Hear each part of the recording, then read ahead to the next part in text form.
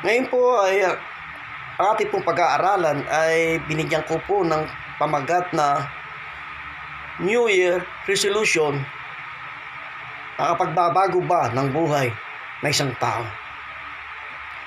Alam niyo po, naging ugali na po ng bawat tao na tuwing darating po ang paghihiwalay ng taon ay meron po tayong mga kanya-kanyang mga New Year Resolution.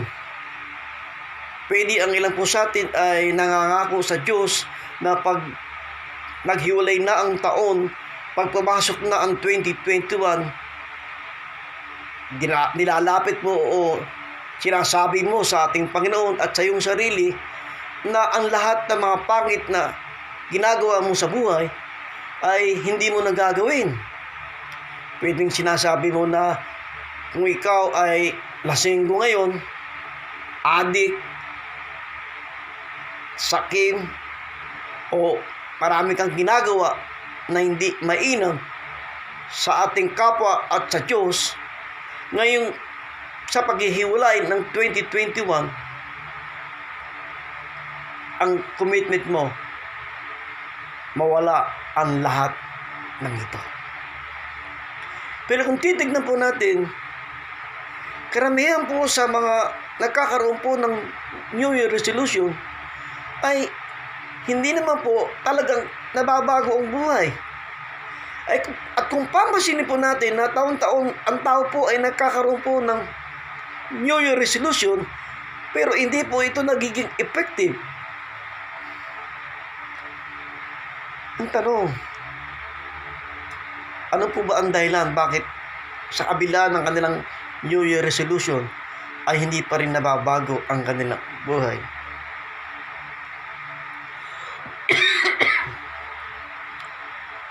Sa tingin nyo, ano kaya ang mga dahilan? Minsan, nangangako ka na yung pag-iinom mo, paglalasing, pagsusugal, pagdodroga, pagpasok ng 2021, ang lahat ng ito ay aalisin mo na. Magbabago ka na. Pero pagpasok ng 2021, kung titignan po natin, hindi po siya nagiging effective. Ganun pa rin minsan ang nagiging buhay ng tao.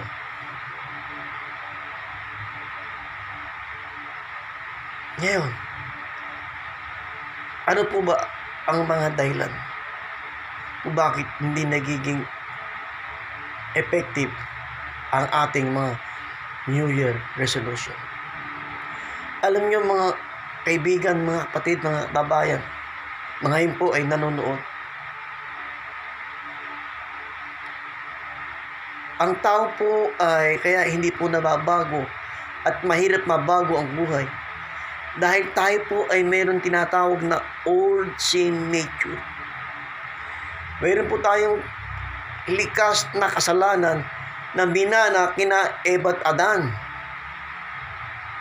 At yun po ang sabi ng Romans 5:12, sa pamamagitan ng isang tao pumasok ang kasalanan. Sila po ay nagkaroon ng pagsuway sa Diyos. Kaya nagkaroon tayo ng tinatawag na old sin nature. Bakit po? Kasi po lahat ng tao ay galing kina Eva at Adan. Kaya lahat ng ipapanganak hanggang ngayon ay may old sin nature.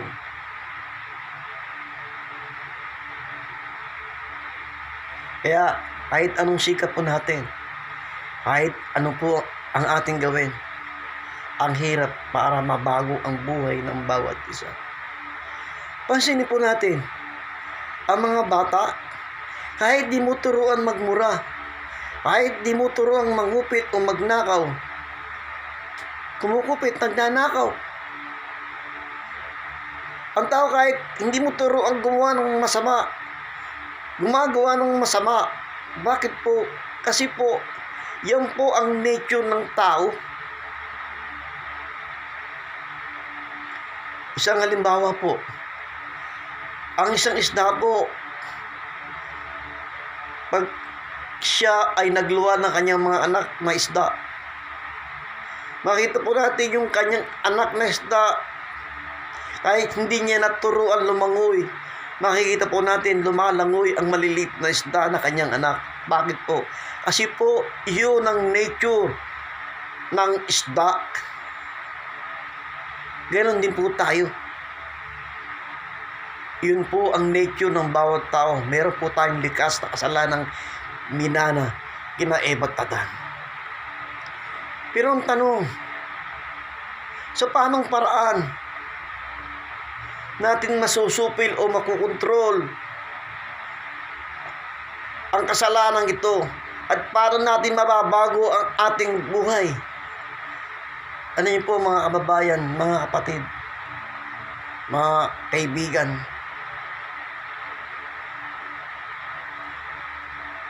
Ang kasalanan, ang old sin nature ay payaharin tulad mo sa isang virus.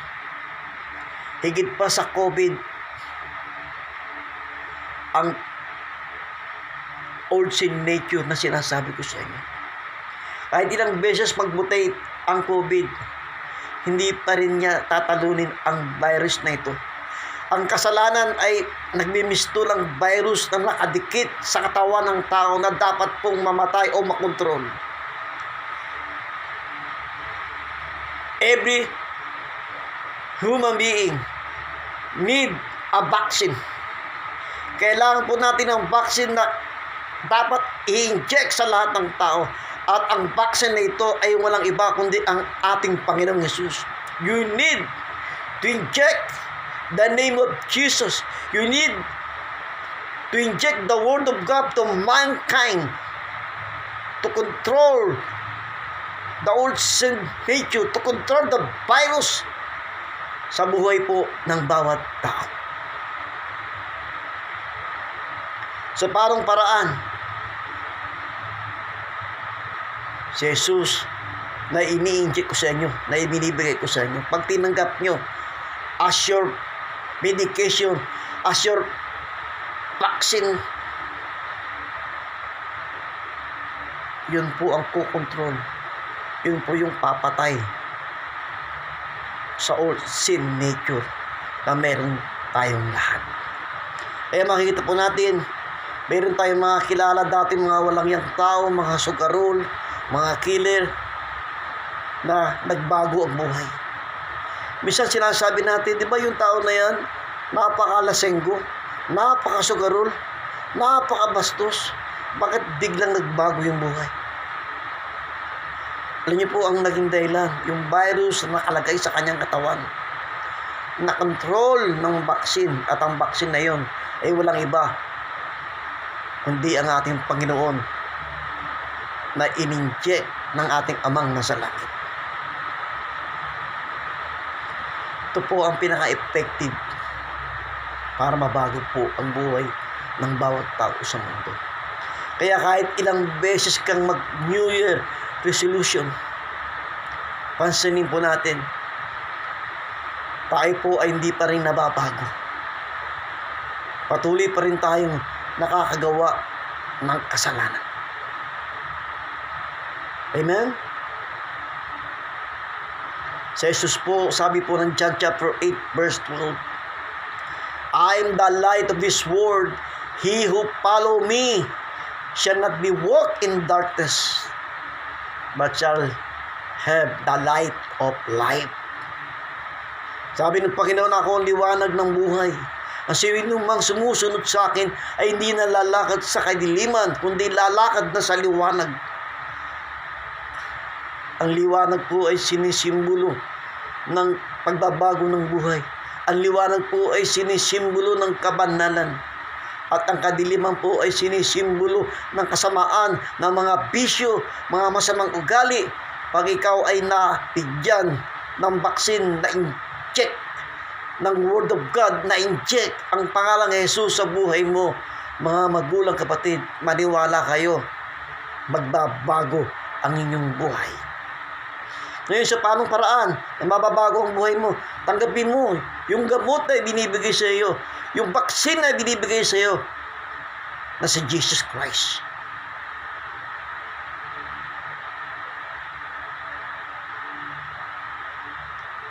Pag yan ay nagawa mo, tinanggap mo, maniwala ka. Ikaw na mga magulang na patuloy na namumroblema sa iyong mga anak na may mga bisyo sa droga, sa sugal, may problema sa pinansyal, may problema sa mga kaibigan, mga kapitbahay, sa mga biyanan.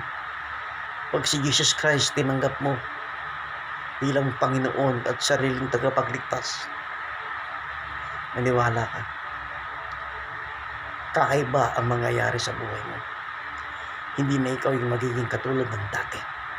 Sabi po ng Panginoon sa 2 Corinthians chapter 5 verse 17, ang sinumang nakipag-isa kay Kristo ay isa ng bagong nilalang. Ang lahat ng bagay ng mga lumang pagkatao mo ay pawang binago na po ng Panginoon.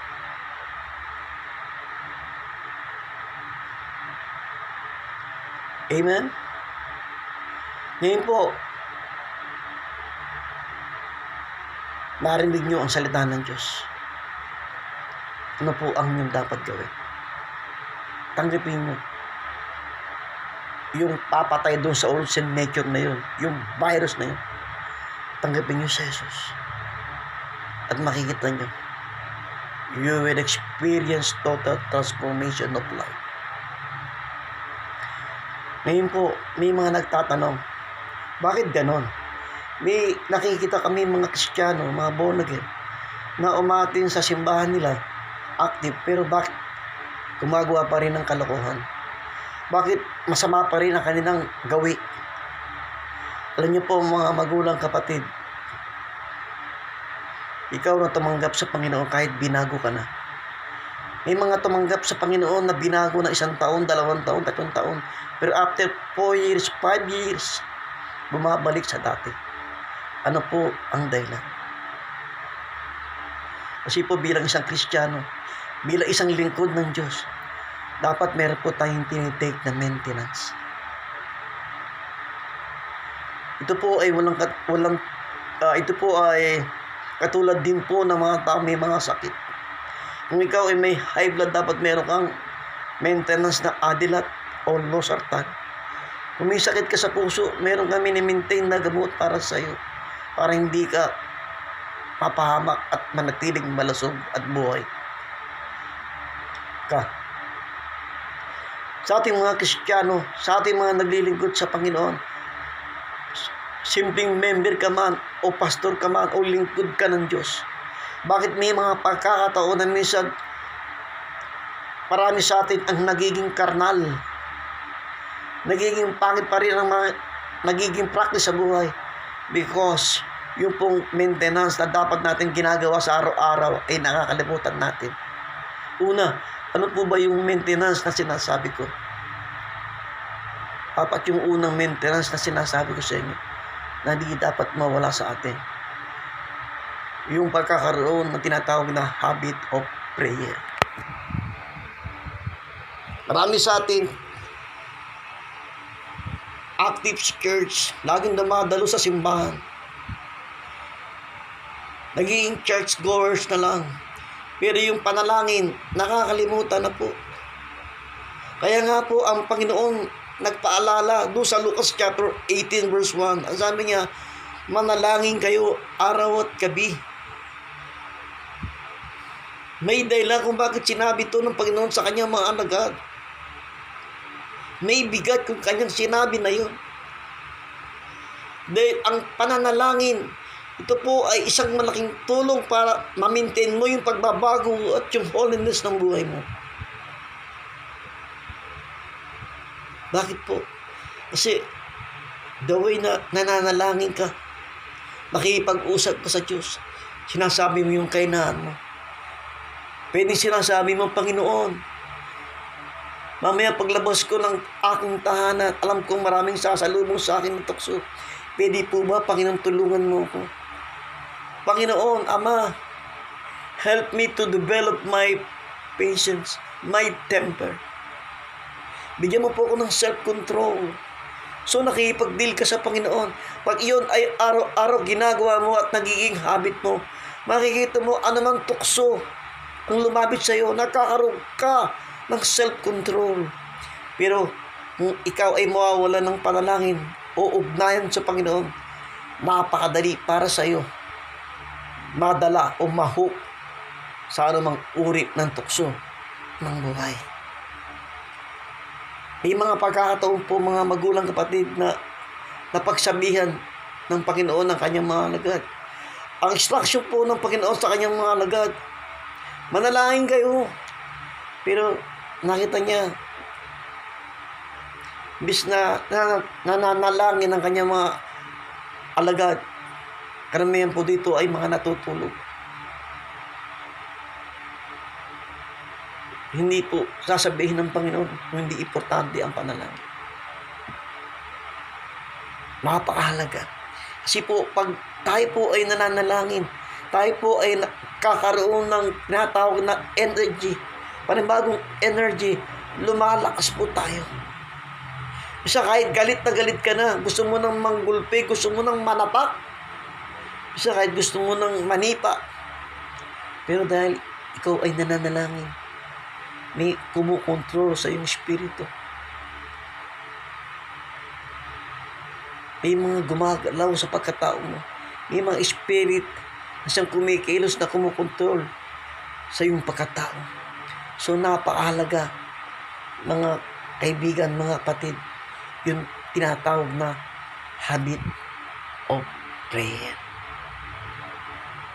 Pangalawang maintenance na huwag po natin kalimutan. Dapat po, karoon po tayo ng tinatawag na involvement sa church activities. Kasi po pag ikaw po ay church goer lang o member lamang ng isang simbahan, napakadali para sa iyo na ikaw ay madapa sa kasalanan. Napakadali para sa iyo na ikaw po ay matukso sa mga bagay-bagay na hindi maganda sa paningin ng Panginoon. Magandang po meron kang commitment, meron kang ginagawa sa simbahan. Ikaw ay tinawag hindi para maging member lamang o umupo sa isang simbahan, kundi ikaw ay tinawag para maging leader of leaders. Share your skill, share your talent to the kingdom of God. Pag ikaw po ay walang involvement sa church, magmimistula kang parang basketball player na laging binabangko. Kaya kita po natin, yung mga player na binabangko, umaalis po ng kanilang team, lumilipat na ibang team. Bakit? Hindi po na-utilize yung talent nila. Mas lalo silang nabubugok, kaya nag-aalisan. Ganon din po tayong mga leader, tayong mga dumadalo sa gawain. Kung ikaw ay walang ginagawa, wala kang involvement, maraming panahon na para ikaw ay magkaroon ng involvement sa church. Magpagamit ka. Kung ikaw ay marunong magpaawit ka. Kung ikaw ay marunong mag-share ng Word of God, mag-share ka. Kung ikaw ay marunong humawak ng instrumento, humawak ka. Napakasarap pong maging busy sa gawain ng Panginoon. At laging isipin, ito ay ginagawa mo for the glory of God. Amen. Ang pangatlo po na maintenance na gusto ko pong ipaabot sa inyong mga nanonood para manatili yung tinatawag na pagbabago o transformation sa buhay natin ay yung tinatawag na habit of reading the Bible. Dapat lagi po natin binabasa ang ating Bible.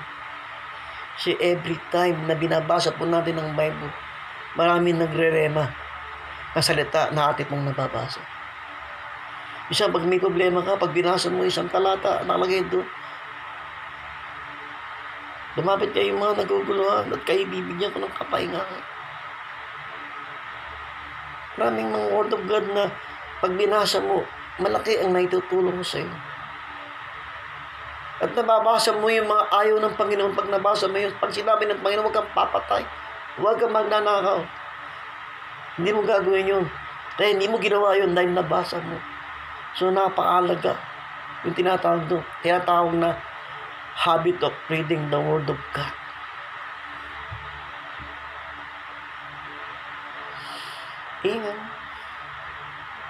Ang pang-apat po,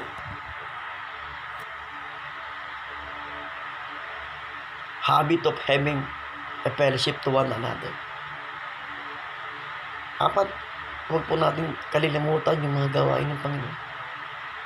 Huwag po natin kalilimutan yung mga fellowship natin sa church. Kasi po pag tayo po ay nasa loob ng church, nagpe-fellowship po tayo, nagkakaroon po tayo ng palakasan. Daingan po tayo ng mga kabigatan o problema at nakakahingi ka ng mga advice at mga tulong sa iyo mga kapatid sa Panginoon. So napakahalaga po ng fellowship. Kaya kung may mga church schedule po tayo, kung meron tayong Wednesday o Sunday na libre ka naman, tumulo po tayo sa gawain ng Panginoon. Ito po ay ilan lamang sa mga maintenance na kailangan natin i-take sa araw-araw o regular sa ating buhay.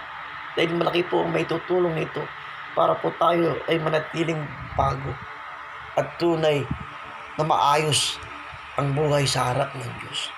Pag ang isang tao po ay hindi na ginagawa o hindi na tinitake ang ganitong maintenance, makikita mo kahit leader pa yan, ay matagal lang ginagamit ng Panginoon niya, makikita mo ang daling bumagsak, bumabalik sa dati. Bakit? Yung mga basic, yung mga maintenance na dapat niyang ginagawa sa regular na kanyang buhay Kristiyano ay nakakalimutan. So ang tendency, yung virus na pinatay ng Word of God, minsan pang nagbabalik para gumawa ng masama sa buhay mo. The return of the virus. Kaya dati, masama kang tao, pero nang ikaw ay mag-backslide ng mawala, dahil bumalik yung virus, naging masahol ka pa sa dati. Amen? Kaya ang masasabi ko po sa inyo, mga magulang kapatid, mga kababayan, hindi po effective ang New Year resolution para mabago ang inyong buhay. Ay kailangan nyo po sa Jesus ang ating vaccine na dapat ituro sa ating mga espiritu, sa ating mga puso at kaisipan. Pag yun po ay nagawa natin, mga magulang, mga kapatid, hanggang dumating ang Panginoon, never na ikaw ay lalakad pa sa kadiliman. Nawa sa mga nakikinig ngayon at nanonood ng mensahe ng Panginoon, anumang reliyon o samahan meron ka, di yan ang kailangan mo para mabago ang buhay mo o para matupad ang iyong New Year resolution. Katulad ng sinabi ko sa mga nakaraang mga preaching ko, na libo-libo ang mga reliyon. Kaya kung may 1,000 reliyon, kung isa lang ang tama, kawawa naman yung 999. Lahat mapapahamak. At isa lang ang maliligtas. No, hindi po ang religion ang magbabago o magliligtas sa inyo. Hindi ang Panginoong Jesus. Siya yung tamang gamot para sa ating lahat. Siya yung napako sa krus ng Kalbaryo nang dahil sa ating kasalanan. Amen. Amen. At sa oras na ito, ilagay po natin sa ating mga kaisipan at puso yung sinabi ng Panginoon na Jesus said, I am the way, the truth, and the life.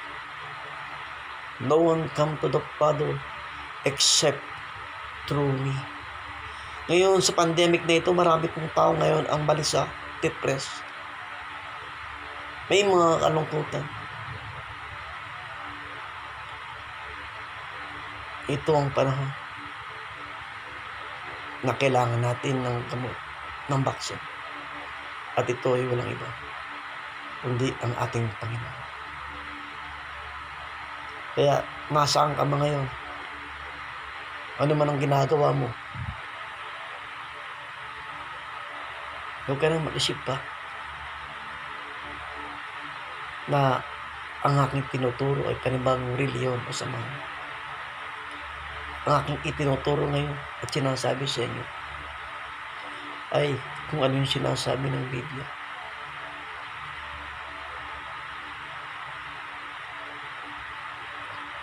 Panahon na para isuko po natin ang ating buhay sa Panginoon. At tayo po ay maglingkod at magbigay ng oras. Kaya, kayo pong mga nanonood ngayon, maghanap po kayo ng mga church na inyo pong dadaluhan. Church na tuturuan kayo na salita ng Diyos na ayon lamang sa Biblia. At sa 2021 na darating, aking pong dalangin ang total transformation at salvation sa lahat ng tao. At ang magiging instrumento dyan para makamit natin ay yung natanggap natin makilala ang ating Panginoon. Plus the fact na talikuran po natin ang ating mga kasalanan at maglingkod kasama ang inyong pamilya. Kaya sa oras na ito, ang tanging ko pong masasabi, umpisahan mo na. Hindi bukas ngayon. Dahil hindi mo hawak ang buhay mo. Ito ang panahon para tumangkot ka sa Panginoon. Nawa sa mga nanonood ngayon, sa maiksing mensahe na ito, meron po kayong maintindihan. Ito lang po ang aking maliit na makakaya. Yung mag-share ng gospel. Bagamat hindi po ako perfectong tagapagturo. Bagamat hindi naman ako talaga pastor. Ako yung nakakaintindi lamang ng konting talata sa Bible. Kaya alam ko sa mixing mensahe na binigay ko sa inyo, ito po ay mayroong malaking may tutulong po sa bawat isa. Maraming salamat po at Happy New Year sa inyong lahat.